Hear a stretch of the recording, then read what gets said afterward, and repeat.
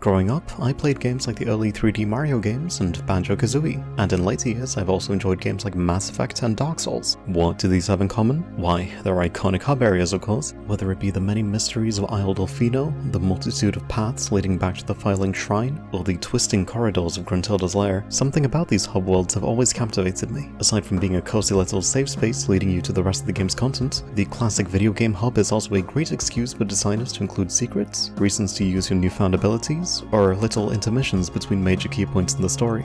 So, what happened to them? While hub worlds haven't quite died, finding one nowadays feels exceedingly rare. They'll pop up in multiplayer-focused games like Splatoon and Monster Hunter, and if you're lucky, in an indie game like the excellent Pizza Tower, but they feel largely forgotten. Not even Mario's had a proper SM64-style hub since Galaxy 2 released in 2010, 15 years ago, but I think hubs deserve a place in modern gaming. So how about we add my rhythm RPG Serenity to the smallest of games? Before I actually show the hub, I should mention that what I've made so far is a block out, that is to say a level made with simple rudimentary assets, which is a way for me to design the layout and quickly make changes before committing to making full high quality assets. Now without further ado, welcome to Serenity's hub. This is a ship belonging to Dana, one of the first people to join your party. Each of the 6 party members will have their own room on the ship. We'll be able to talk to them and see what they have to say about the current goings-on in the story. Dana's room, however, is locked. But who knows, maybe you'll get the opportunity to enter at some point. I don't plan on things remaining static throughout the game.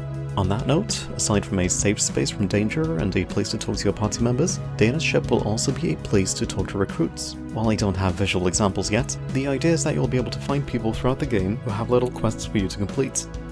Upon completing the quests, they'll become recruits, who get their own room on the ship. They might be traveling merchants, or enthusiasts of different topics that can benefit you somehow. This is partially inspired by the previously mentioned Mario Galaxy 2, where new characters will show up as you encounter new species, and The Legend of Zelda Spirit Tracks, in which people will want you to escort them around the world on your train. So basically, plenty of things will change as you progress through the game. While I've already mentioned a number of great hub worlds, I'd like to make a special mention of the apartment from Silent Hill 4.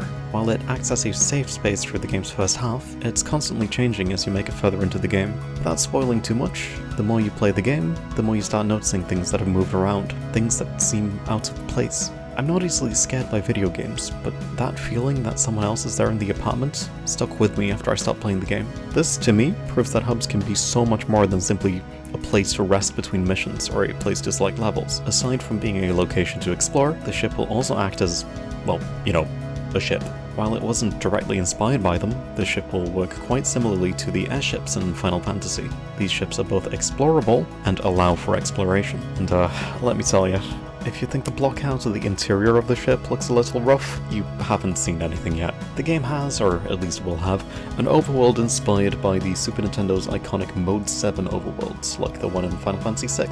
While it's obviously still early in the works, I have a lot of fun things planned that might pop up while exploring the sea. But I'll return to that topic at some point in the future. The music playing on the ship and while sailing the seas was inspired by that of the Donkey Kong Country games. I've been on a real DK kick since Bonanza came out, so I thought I'd try to make something out of that. The first half is more or less based on Sticker Bush Symphony from DKC 2, and the second half by Aquatic Ambience from the original.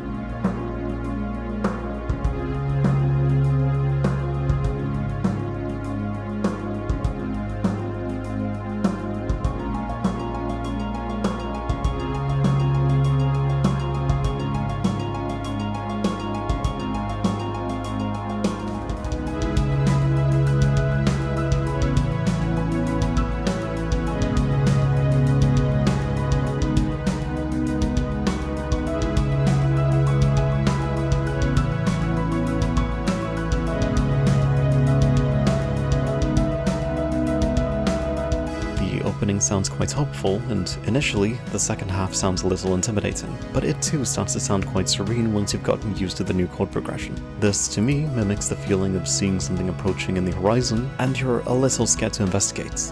But upon getting closer, you end up finding out that maybe things weren't as bad as they initially seemed. Fun fact, this was the first track I made using the full version of FL Studio. Up until now, whenever I've used Fruity Loops, I've always done so using the trial version. However, now that I've actually started mixing and mastering tracks directly in the program, having to export the project as a MIDI file, then re-importing it and adding all the sound effects and adjusting all the audio levels, whenever I wanted to keep working on it simply became too much of a hassle. That's not to mention all the times I've returned to my computer only to find that the program, or even Windows, had crashed, meaning all the work I'd put into a song could just be gone in an instant. But that is now a problem of the past. I recorded an outro for this video along with the rest of the voiceover several months ago now, but a lot has happened since, so I thought I'd mention some of it. First of all, since the previous devlog was released, I started working on a little side project, which is almost finished. However, due to what exactly that project is, I might not release it until next year. It'll make sense when you see it. I'll make a video too about it when it comes out, and it's gonna be a little different from the usual videos. I hope you'll enjoy it regardless. Second, and much more significant, as some of you will already be aware, my wonderful, beautiful, amazing cat Luna, who appeared all the way back in the first Disharmony devlog, has recently passed away. It's been a long time now, so I doubt a lot of current viewers will be aware, but she used to make an appearance in almost every video I made in the early days. Had I known how little time she had left, I would have liked to include her more before the end, but alas. There's a lot I can say about her, but ultimately I'm here to talk about game development and not my mourning, but I felt it appropriate to mention, seeing as she was here at the very beginning. Gone, but not forgotten. More videos are on the way. Thank you very much for watching all the way to the end, and have a good day.